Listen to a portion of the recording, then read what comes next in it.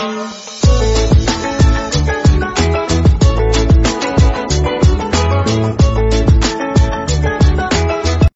The lord. ప్రభువైన యేసుక్రీస్తు వారు ఈరోజు మనకు అందిస్తున్నటువంటి వాగ్దానం యోవేలు 1:14.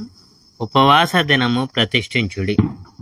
రైతులారా విచారించండి, ద్రాక్ష తోట రైతులారా గట్టిగా ఏడవండి, గోధుమ బార్లీ కోసం ఏడవండి. ఎందుకంటే పొలంలోని పంట నష్టమైంది, ద్రాక్షావల్లులు ఎండిపోయాయి, అంజూరపు చెట్లు చేస్తుంది, దానిమ్మ చెట్టు, ఖర్జూరపు చెట్టు, యాపిల్ చెట్టు, పొలంలోని చెట్లు అన్నీ ఎండిపోతాయి.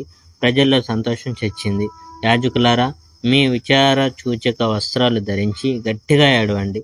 బలిపీఠపు సేవకులారా, నా దేవుని సేవకులారా, మీరు మీ విచార సూచక వస్త్రాలతోనే నిద్రపోతారు. ఎందుకంటే దేవుడు ఆలయంలో ధాన్యార్పణం, పానీయార్పణం ఇక మీదట ఉండవు. మిడతలు భయంకర నాశనం. ఉపవాసం ఉండాల్సిన ఒక ప్రత్యేక సమయం ఉంటుందని ప్రజలతో చెప్పు. ప్రత్యేకమైన ఒక సమావేశం కోసం ప్రజల్ని పిలువము. దేశంలో నివసిస్తున్న నాయకులను, ప్రజలందరినీ సమావేశపరచు. నీ దేవుడైన యెహోవా ఆలయానికి వారిని తీసుకుని వచ్చి యెహోవాకు ప్రార్థించండి, దుఃఖపడండి. ఎందుకంటే యెహోవా ప్రత్యేక దినం సమీపంగా ఉన్నది.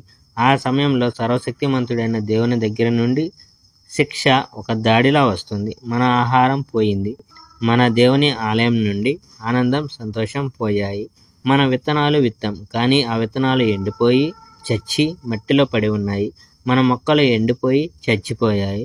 మన కొట్టాలు ఖాళీ అయిపోయి పడిపోతున్నాయి. జంతువులు ఆకలితో మూలుగుతున్నాయి. పశువులు మందలు గందరగోళంగా తిరుగుతున్నాయి. అవి మేసేందుకు గడ్డి లేదు. గొర్రెలు చస్తున్నాయి. యెహోవా సహాయం కోసం నేను నీకు మొరపెడతాను. పొలంలోని చెట్లన్నిటినీ జ్వాలలు కాల్చివేశాయి. అడవి జంతువులు కూడా నీ సహాయం కావాలి. కాలువలు ఎండిపోయాయి, నీళ్లు లేవు. మా పచ్చటి పొలాలను అగ్ని ఎడారిలా మార్చివేసింది. Praise the Lord. May God bless our India.